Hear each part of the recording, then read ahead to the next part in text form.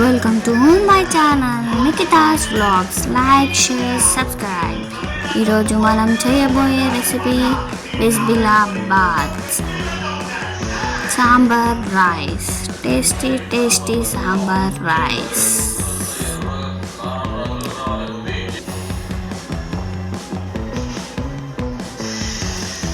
First మనం ఒక cooker తీసుకొని 1 cup of rice, 1/2 cup of కందిపప్పు తీసుకొని వాష్ చేసుకోవాలి. నెక్స్ట్ 1 కప్ ఆఫ్ రైస్కి 3 cups of water, 1/2 cup of కందిపప్పుకి 2 కప్స్ వాటర్ వేసి పక్కన పెట్టుకోవాలి.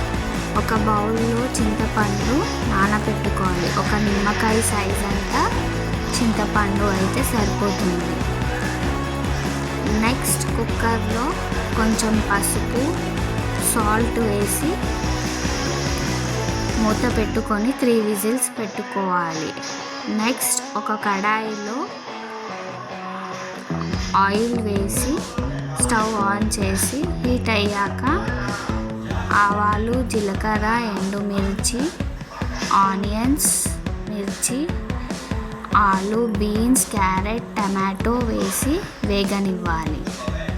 కొంచెం సాల్ట్ వేసి, పసుపు వేసి, అల్లం వెల్లిగడ్డ వేసి వేగనివ్వాలి. కొంచెం వేగాక చింతపండు రసం వేసుకోవాలి. కొంచెం బెల్లం, మిరప్పొడి, సాంబార్ పౌడర్ వేసుకోవాలి. కొంచెం బాయిల్ అయ్యాక కొన్ని వాటర్ వేసుకోవాలి. మంచిగా బాయిల్ అవ్వనివ్వాలి. నెక్స్ట్ కుక్కర్ విజిల్స్ తీసి అన్నం కొంచెం స్మాష్ చేసుకోవాలి.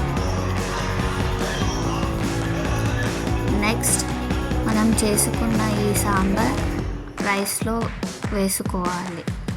మంచిగా మిక్స్ చేసుకోవాలి. కొంచెం గీ వేసి కొత్తిమీర వేసుకోవాలి.